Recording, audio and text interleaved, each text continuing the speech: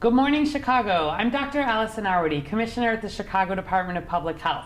Thanks for joining us this morning. This is your opportunity to ask COVID questions, and we'll answer them live on the air. We'll also give you an update of the data in Chicago, and as you can see, we have a special guest with us here today again. This is Zach Oser, and he is a disaster relief professional who works for CORE. And I think I will let you actually tell folks a little bit about CORE. The city of Chicago has been partnering with CORE on a lot of our testing strategies, and they've been an amazing partner.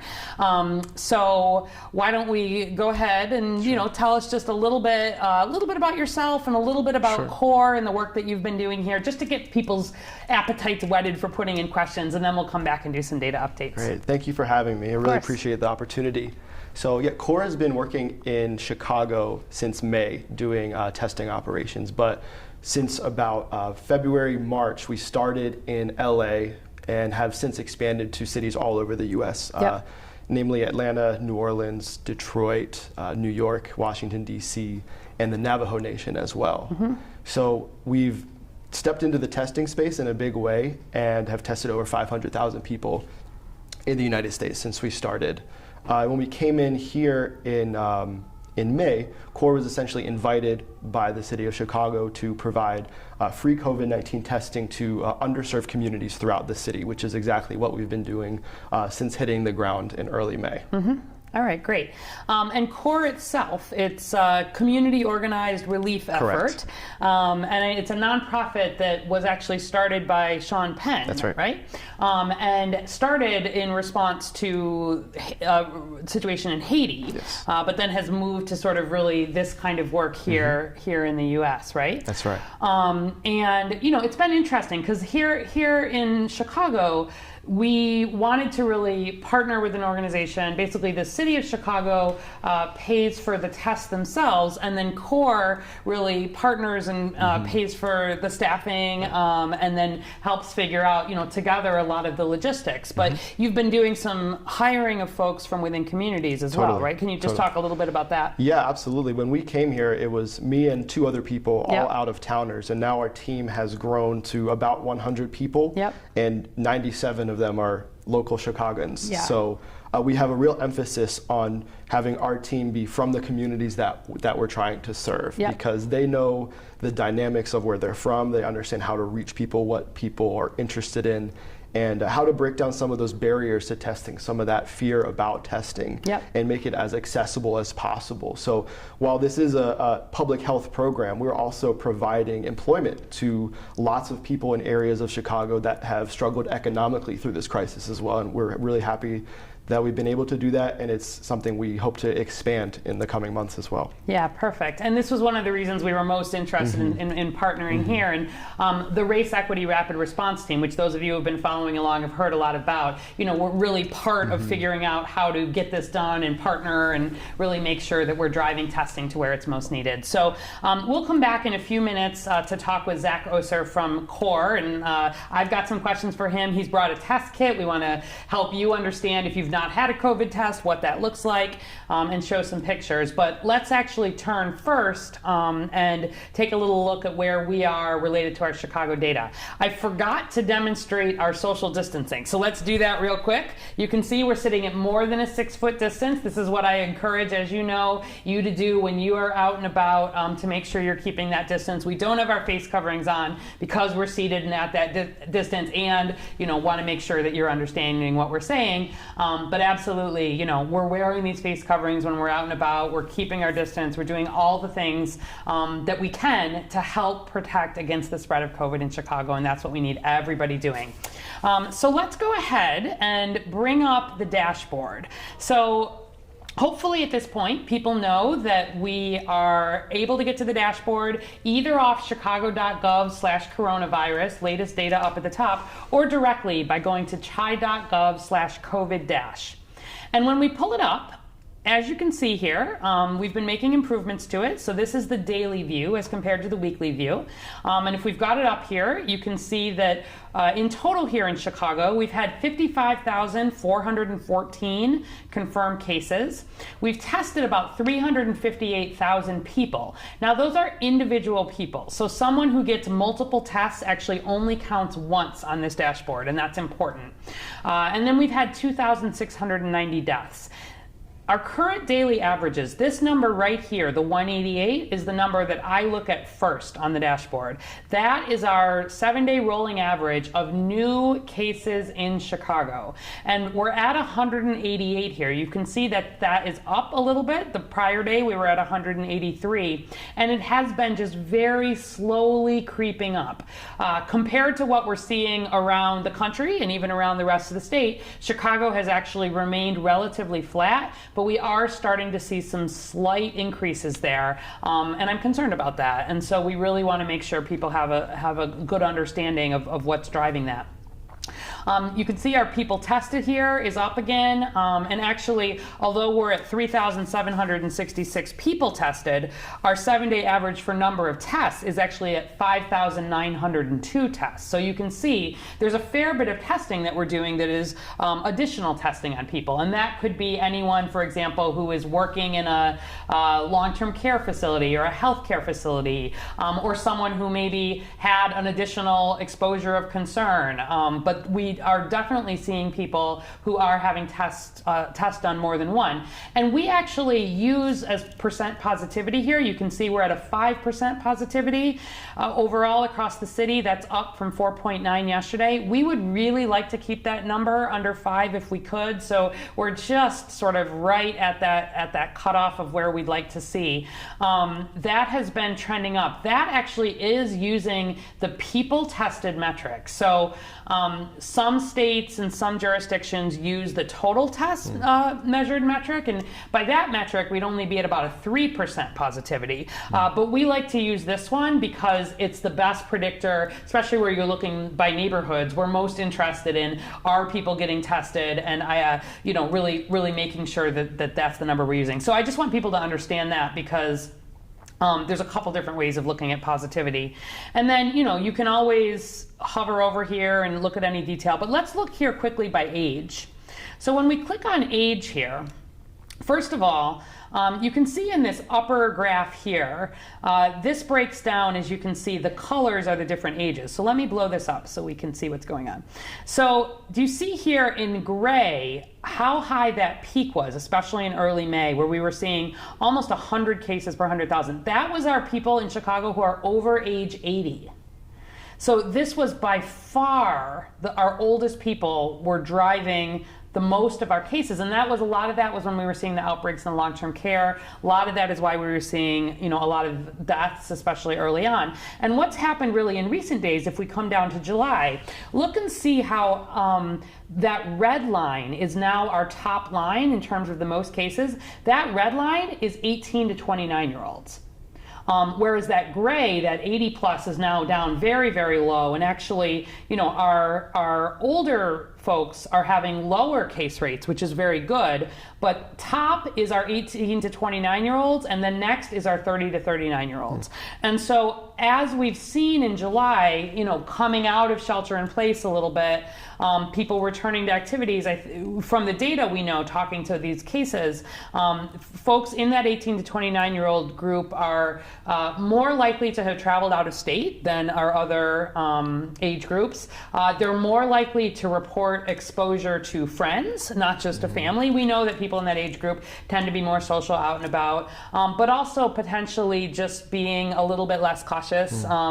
People in that group may feel like they themselves are not at serious risk for COVID, and although it is true that older people or people with underlying conditions are more likely to have serious outcomes, we absolutely do see serious outcomes, hospitalizations, even some deaths in that younger age group. But even more important is that people in that age group absolutely can carry COVID and spread it to their friends, but also to their parents, grandparents, other loved ones. So really, we're going to be working to get messaging out to younger Chicagoans in particular. And if you look at that percent positivity, that is also where our percent positivity is highest. It's a 6% in the 18 to 29-year-olds. And then the kids, it's always a little bit high in the kids, meaning the 0 to 17-year-olds, because we don't do a lot of testing in that group. But if you look all the way down, in our 70 to 79-year-olds and our 80 plus, it's about a 3% positivity. And so it really says that younger group is where we're wanting to focus testing, wanting to focus awareness. I'll just remind you then, you can also click here to go to the weekly view. And this gets updated for the week ending on Saturday each week. So first of all, you can see that we're up to now 1 in 50 Chicagoans have been diagnosed with COVID. 1 in 8 Chicagoans have been tested for COVID. And again, that's deduplicated. So it's not just that many tests divided by population. It's actually 1 in 8 Chicagoans have gotten a test. So that's really good. And you can see that in the week ending July 11th, cases were up just a little bit, less than 100 new cases compared to the week before. We'll probably continue to see that go up as some lagging data comes in. But our deaths continue to really drop. We're at an average daily deaths of 4 now, which is the lowest that we've been. And all last week we had just 22 deaths compared to 41 the week before. But that positivity again is sort of just over 5%. And you can see on the map here, this is the case rate, but we can also look at percent positivity. And for example, if I look at where do we have there's only one zip code right now that has a percent positivity of greater than 10%. That's the 60652, sort of Ashburn, West Lawn, Chicago Lawn. But where I look at where we have greater than 5% positivity, a lot of the city now is at that sort of equal or at greater than 5% positivity. With CORE, we've been working hard. We look at this data with the Race Equity Rapid Response Team, with partners, with CORE every week, and we make decisions about where to put testing sites. And we'll talk a little more about the pop-up model. That's been very effective, I think, in terms of really pushing testing to where it's most needed. We are seeing case rates, death rates decrease, particularly in the Latinx community, which is great because that's where they've been the highest, and those have been coming down nicely. But we're starting to see some increases, especially among white non-Latinx Chicagoans and black non-Latinx Chicagoans. Still way down, 80% down from where they were at the peak,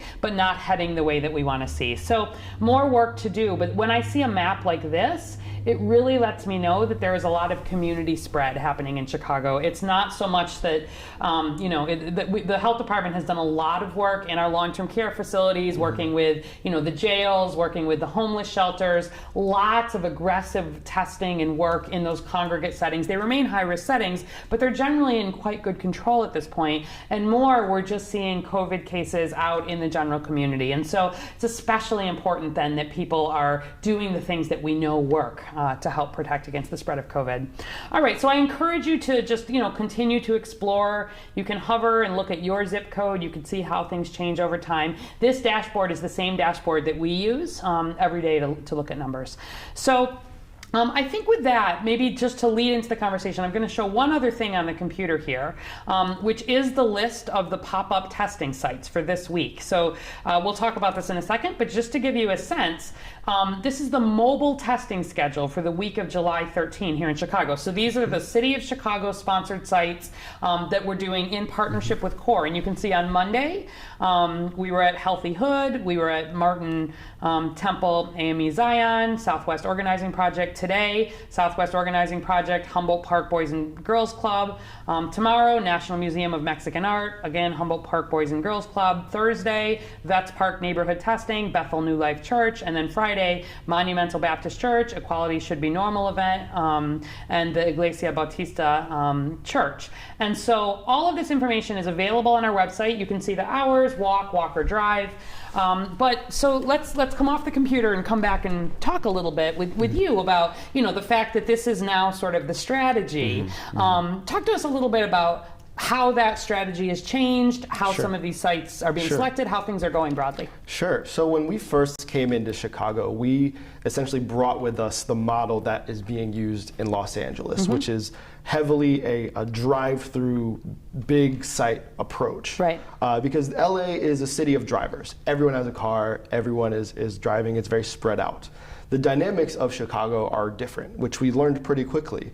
We had set up 5 big, what we call a static site, which is open Monday through Friday, 10 a.m. to 4 p.m., in really big parking lots in areas sort of removed from high density residential areas, with the thought that if we make these really big spaces, it will draw people out and come to them, and we can test 1,000 people a day at each site. Mm-hmm. That strategy didn't really materialize in the way that we had anticipated.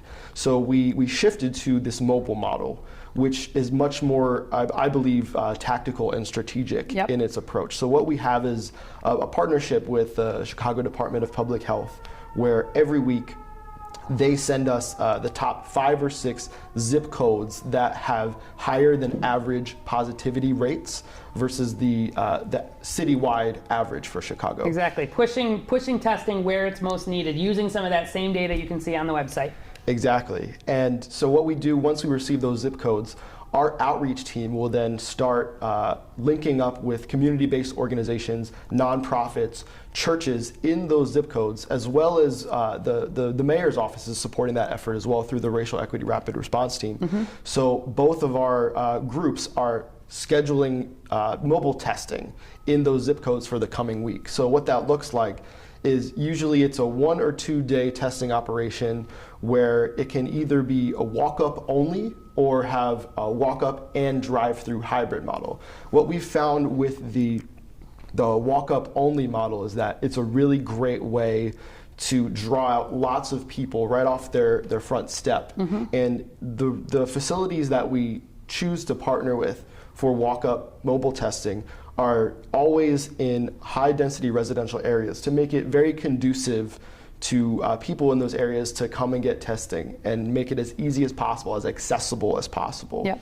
It also reduces the sort of the disruptive footprint in the neighborhood if there's no vehicles involved. So as much as we can, we try to go for that model. Yesterday in Humboldt Park, between the hours of 11 and 4 p.m., we tested 664 people. Yeah, that's great. At the the Humboldt Park refectory parking lot, which was very successful. And we partner with organizations that are really strong in community outreach to get the word out, and they can bring in things like food vendors and a DJ sometimes to actually make it sort of fun. They kind of make testing and the whole experience appealing to people instead of having it be this big, scary clinical thing. Right. We still take all the secure safety precautions that are necessary to make sure everyone is safe. So all of our staff are in full PPE and following very strict safety protocols that people who come through the site are also asked to follow as well. Yep. But if you were in Humboldt Park yesterday, it probably looked a lot different than any other testing experience you've had before. Yeah. And I think that is really working, and we're getting really, really strong results. Our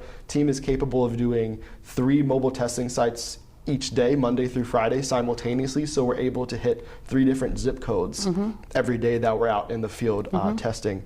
And I think this is definitely providing very granular data to the city as well. So they're able to see, sort of with a microscope on individual neighborhoods, positivity trends.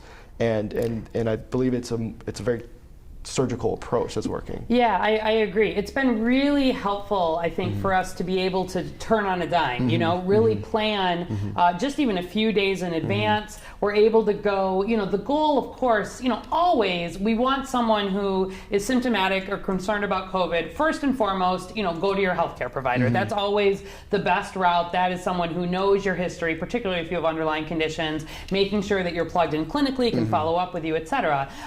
Particularly in parts of the city where we're seeing more positivity or increases in cases or anything of concern, it lets us really do a focused look, and then we look at things like what is the percent positivity of what is done at these sites. So overall, if we've been seeing about an 8% positivity in what's coming back there, higher than the city average. That's good. That means that we're sort of directing testing where it's needed. If we do a focused testing site and the positivity is looking relatively low and things have stabilized, that's that's probably not an area that needs focus that week. We're always sort of moving to try to stay in front of any potential major outbreak. Let's look at a couple of pictures of sort of what some of these sites look like. So, there's tents. Talk to us about kind of how this happens. Yeah, so we try to have the mobile testing be, again, a very small footprint. So it's a team of about 15 people and one community van, members, again, predominantly. Always from that community or the surrounding area. That's definitely a priority.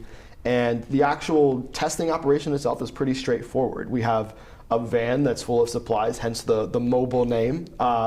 And once we have a location identified, it takes us about 45 minutes to set up the entire space. All it is about 3 or 4 pop-up tents, some tables, some chairs, PPE for staff, the test kits, and then all the materials that go into the actual testing process. And a lot of the time, our partners will also have their booth set up. Sometimes they're doing things like mask giveaways or sanitizer giveaways, food distribution, this sort of thing. Because the idea is we sort of create this sort of hub for community service where there's things being handed out or provided to the community. We bring our testing into that circle, and it creates a stronger outcome for everyone involved. So yeah, generally we're very organized and have a socially distanced line in place where people are 6 feet apart. So we're not putting anyone at any further risk by coming to get tested.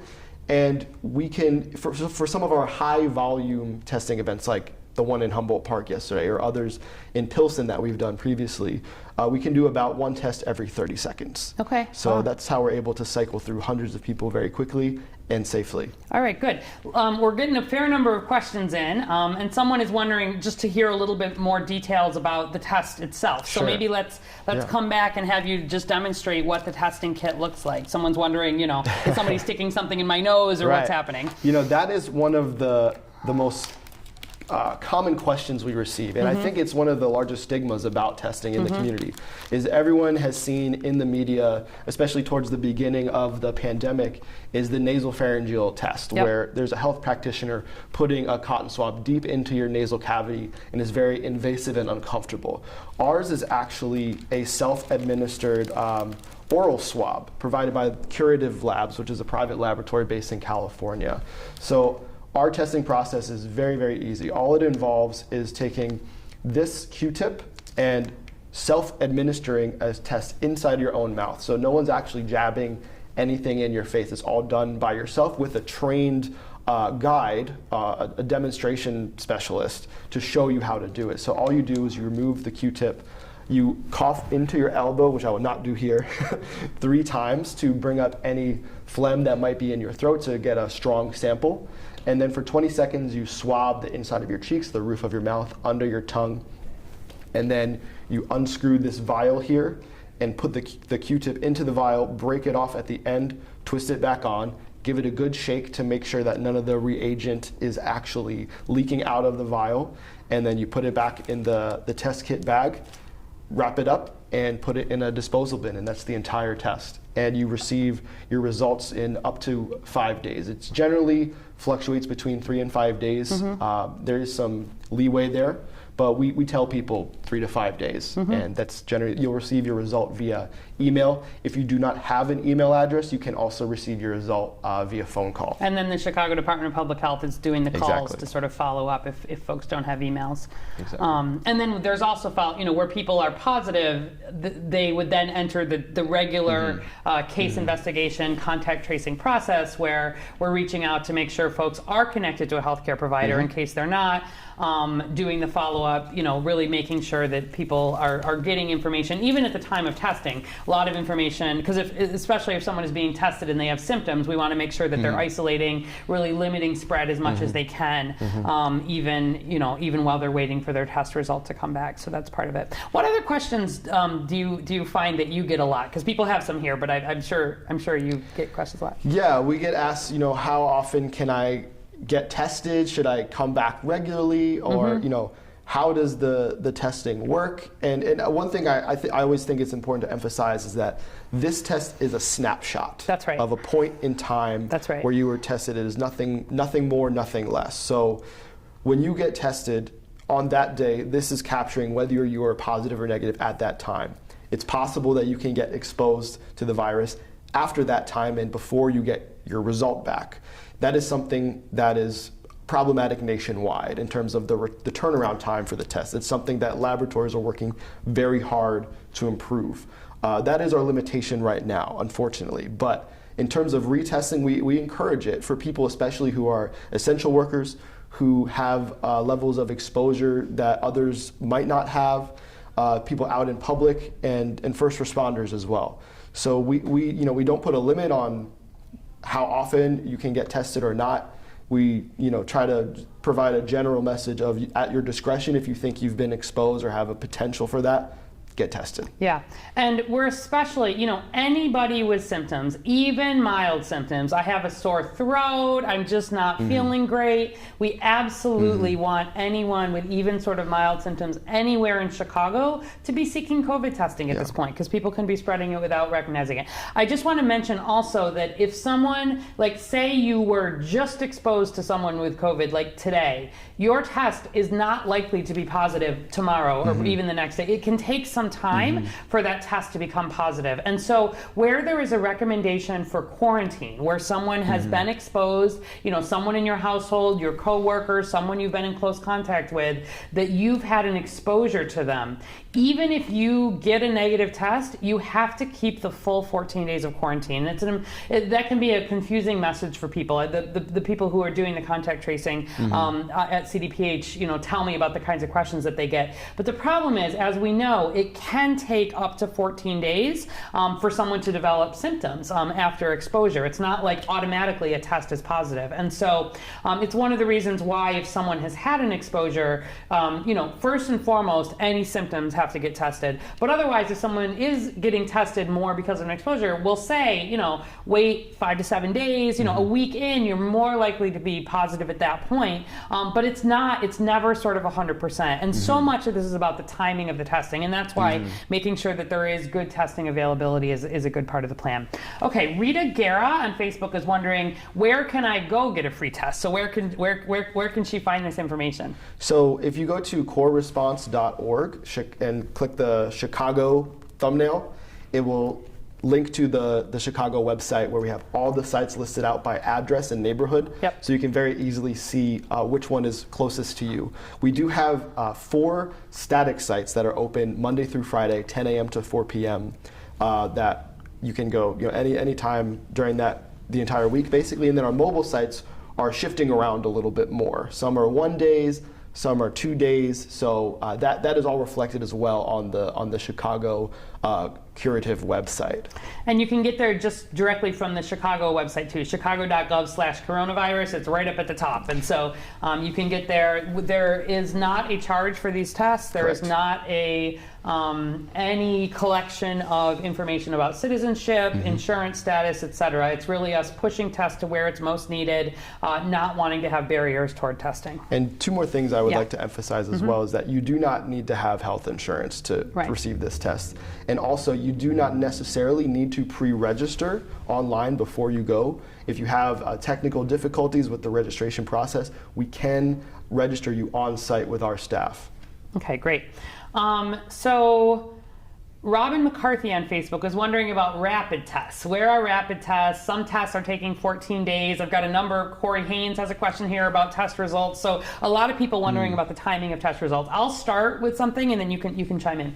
So the turnaround time is what we call this for test results. And it's one of the metrics we here in Chicago, but really across the country, we're the most interested in improving. Because if it is taking, 7 to 10 days, which it still is in some cases for tests to come back, we really lose a lot of time there in terms of being able to do the follow-up for people, especially where you think about contact tracing. So one of the reasons that we actually, as Zach mentioned, for this initiative, we actually moved, because I had a question here too about why are we using a nose or a mouth swab one, Rangel is asking. One of the reasons why we went with this particular test company was that using the mouth swab and actually sending the tests out of state to a California lab meant that we were not competing with all of the other growing test capacity here in Chicago, much of which is based still on the nasal swabs, because there's different Q-tips and different reagents and different sort of behind the scenes things that happen with the different testing. And obviously we were very interested in a format, especially for a community-based test, that can be self-administered. It means that the PPE needs, if where I do a test and I'm putting that swab into someone's nose, it is making them cough sort of in my face directly, right? And there's more need there for careful PPE. So we're keeping a really close eye as the technology has continued to advance. There's a lot of different kinds of tests. The nose test is a great test. It's probably the most sensitive test of all tests, but it requires sort of more of a medical setting, and there can be problems when you run out of the Q-tips and you run out of the reagents and everything. We're looking actually, because although we've gotten the turnaround time down here really nicely, and as you said, most people are getting it back within 3 days, we are still shipping these to California. So we're overnighting them, right, and getting it there, and sometimes there can be delays. So we're hoping to sort of move over the next, few weeks to months, again, as more technology is available, to a Chicago-based lab, right? And think about how to continue to both bring down turnaround time, bring down cost of these tests. Increasingly, as new technology is coming on, you want to make sure the tests are as accurate as they can be, while making them as available as they can be. So it's certainly something that we look at. One of the things I've been particularly concerned about looking around the country is that where we've seen some of the states that have the really big increases going on, like Texas and Arizona, really starting to see those turnaround times going back up again too. And that is just not good. So this is where I think some more national strategies around, if you're sending to the Quest lab, can you send sort of more broadly? Can we have regions of the country where COVID is in better control, doing some lab support for regions that are in less good control? There's a lot of work to do in that space, but we pay a lot of attention to turnaround time and are working with all of our partners to be, bringing that down as much as we can. Carmen Abrego Galindo from Facebook is wondering, nose or mouth swab? Can one choose what they want? Actually, the only one we have at our disposal right now is the mouth swab. That's right. Really, at a doctor's office, they're probably a little more likely to do the nasal swab, but there are different mixes of what's available there. And Maggie K9 is wondering about various COVID tests, accuracy and timing. I will briefly mention there are now also some of these rapid tests, and what those are designed, you were saying you can do sort of one test every 30 seconds, so they're designed to very quickly move a lot of people through. They're designed to be able to test a lot of tests at once. It's a good way to do a lot of testing, and that's what most of our clinical settings. These rapid test machines are more, they can run like one test every 15 minutes or so, so they're better for not doing large amounts of testing, but more for in a setting where COVID is generally in good control, but you might have somebody who's symptomatic. So to give you an example, we were doing a lot of this broad testing in our homeless shelters initially, and now we have some of the rapid tests available. So if somebody comes in with a cough or something like that, you can actually get a very quick on-the-spot response that you can respond to. I think as that testing also becomes more available, right, that's going to increasingly ramp up. Those rapid tests are those you can't get for free anywhere. Those you basically have to pay for, or insurance will cover them. A lot of the urgent care centers in Chicago, though, increasingly are having those rapid tests available. And so depending on your need, like we've gotten calls from people who need a rapid test, for example, to get a medical procedure, or to, there are various settings that may require, you may need a test result very quickly. That is another option for you. That is typically done in a medical setting. So it's the nasal swab, but then it's put in a different kind of machine. So, at Chicago Department of Public Health, one of our jobs is to understand like all the different kinds of testing that is available, and make sure that we're giving kind of good advice about when to use different tests, and pay attention to things like the supply chain, so that if we do start to see increases here, we don't overwhelm different parts of the system. So in the same way that we've really tried to kind of diversify our testing, we've worked to build up a lot of testing in our federally qualified health centers. We've got drive-through testing there, really wanting to make sure the various ways in which people need to get tested, it's available to them. So people are wondering, where can I get tested here? Where can I get tested there? On the website, you can look, even on the same dashboard that I showed you, you can see where there are testing sites by zip code available on that website. Also, as always, first call, please, if you've got a medical provider, first call is to your medical provider. That's always the best role, assuming that you have a medical provider.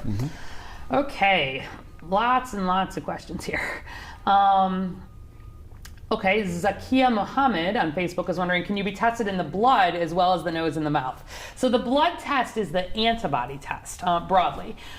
There's starting to be some antigen tests, but the one that you're likely to see is the antibody test. And the antibody test is not a diagnostic test. It is not diagnosing you with COVID right here, right now. That needs to be a nose swab or a mouth swab. The blood test is the one that is looking for the presence of antibodies, which are the immune response to COVID. So it's not that I have COVID right now, it's that I had COVID in the past and mounted some immune response. So that is another kind of testing that is happening. That is not used to diagnose COVID. And if somebody has a positive antibody test, this is an important point.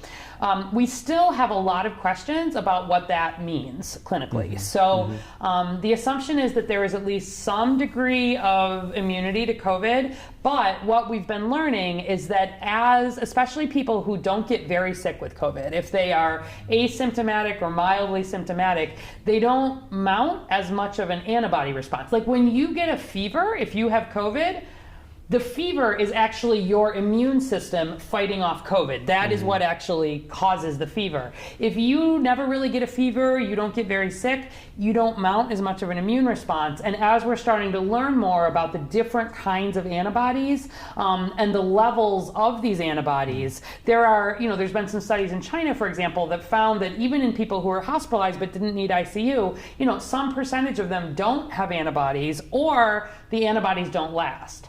A lot of our other coronaviruses, we know where people get antibodies, they lose them, months to a year or a few years in, and we're still learning about this. So the bottom line is that if you're sick or you've been exposed to COVID, you need a diagnostic test, a nose test or a mouth test. If you're curious about whether you might have had COVID in the past, or there are studies going on, which we've talked about on this program, to understand at a population level, like what's going on with COVID exposure, that would be the blood test. But you should not change your behavior based on the results of that antibody test. Even if you have a positive antibody test, you had COVID before, you've recovered, you need to be wearing that mask, you need to be washing your hands, keeping your 6-foot distance, doing all the things that you regularly would. And as we learn more about levels of antibody and look ahead towards vaccine, which the whole point of that is that we develop antibodies that are more long lasting, we'll be able to answer some more questions. So lots of questions. All right, man, we are almost out of time. I think maybe we'll just take us this a couple questions about, as the positivity rate is increasing to 5%, what actions are we taking? That's from Aubreen Floor on Twitter. Rebecca McCann on Facebook is wondering, can you talk about neighborhoods seeing increase in new cases? What's being done to get the message out?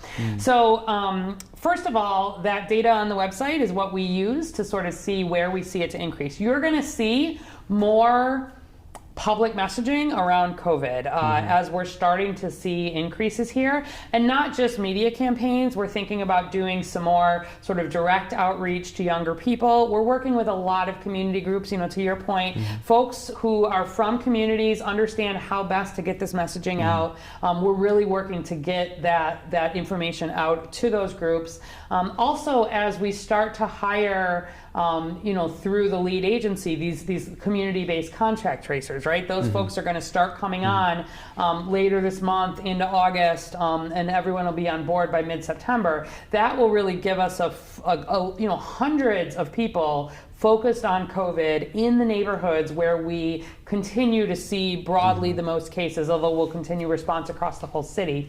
And then we'll just adjust our strategy as needed. We will keep pushing testing, resources, information, contact tracing, case investigation where it most needs to be. My epidemiologists put extra attention on anywhere that we're seeing changes in cases. We do analysis to understand what's driving it, and then work to get that information out. So it's going to be an all hands on deck. That we're going to be doing COVID for a long time to come here. And even though we've had relative success at this point in Chicago, we have a very long way to go. And I do expect that, we're not immune from what we're seeing around the country. And if the rest of Illinois is on the way up, there's a good chance we will be too. Yeah. So we're out of time for today. We'll come back on Thursday and answer, a lot more of your non-testing questions in detail. But thanks for all of the questions today. And thanks again to Zach Oser from CORE for really coming in, giving us a demonstration, answering a lot of questions. Anything you want to just sort of add as we're wrapping up here? Sure. So CORE is always recruiting people from Chicago to come work on our test sites. Wonderful. People from the communities we're serving are the best people to connect with those communities and serve them. So if you are interested in working with CORE, if you go on our website, coreresponse.org, and again, the Chicago portal, there's actually a button you can click where it says sign up to receive more information about joining our team, and someone will reach out to you. And so we encourage people to come to us who want to join the cause. These are paid positions as well. Yep. So that's just something I think is really important that we continue doing going forward. Yeah, absolutely. And we're really committed to continuing this very sort of hyper-focused move resources where we're needed. We absolutely want folks from communities sponsoring, and running those sites and having those job opportunities just as we do on the contact tracing side. So yeah, that's a great one. I think in terms of my good news and announcements to wrap up, tomorrow morning we will be doing a press conference, the mayor and I and perhaps some others, about COVID, what our numbers are looking like, some of this focus on the youth piece, and really making sure people understand where we are and what we need to do as a city. So you can watch out for that. I think it's at 9 a.m. tomorrow morning. Also, just as a reminder, every weekday, Chicago Public Schools is providing free grab-and-go meals to families at over 270 locations around the city. So 9 a.m. to 1 p.m., you can find your nearest pickup location at cps.edu/meal sites, or as always on the coronavirus website.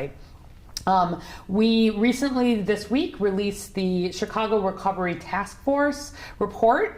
This was really bringing more than 100 organizations together, industries, community groups, labor, policy, academia, to not just think about how are we doing right now and next week and next month, but to really a 4-year plan for recovery as a region from COVID, help guide our path forward to create a stronger Chicago in a long-term way. We're really, I think, the first big city to have released real thinking in this way, and I encourage you to go to chai.gov/recovery or off the website if you want to read about that. And then finally, our picture of the day is I really like this one. This is from Montrose Harbor, the beach up there, has these piping plover chicks. And I don't know, for people who don't know about piping plovers, they're a highly endangered bird, and we hadn't had them in Chicago for a long time. And last year, these piping plovers came to Montrose Beach and set up a nest and actually hatched some piping plovers, and it created a lot of excitement among people who care about birds and care about nature in Chicago. And that was the first time in more than 50 years that had happened. And this year, very rare, they returned again to the beach, and the Bird Society, worked to really make sure that all of the volunteers who sort of monitor and take pictures and tag the birds, everybody was socially distanced and wearing masks and very careful. But on Saturday, the chicks became official fledglings, meaning they could fly, and there was a contest that had hundreds of entries from around Chicago for how to name the 3 new chicks, the fledglings. And so Monty and Rose from Montrose are the parents, and now the 3 surviving chicks were named Hazel after Hazel Johnson, who was one of the main, the big environmental activists here, really started the environmental justice movement in a lot of ways, was an Alco Gardens resident here in Chicago. So one was named Hazel, one was named Esperanza, which is hope in Spanish for sort of COVID and flying out of it, and one was named Nish, based on some of the Native American ancestry. So I would encourage you, if you want to take a look, people have been very excited about about this. And this picture is from one of the birds, one of the babies sort of learning how to fly. So thanks for that. Always interested to see how people have continued these interests, even when they're looking at it online. So thanks again for coming in and sharing information about core and about testing. We will be back on Thursday. In the meantime, keep putting your questions in. We're answering questions on a daily, just one-off basis in between these longer conversations. Keep doing the things that we know work, and be safe, Chicago. Thanks.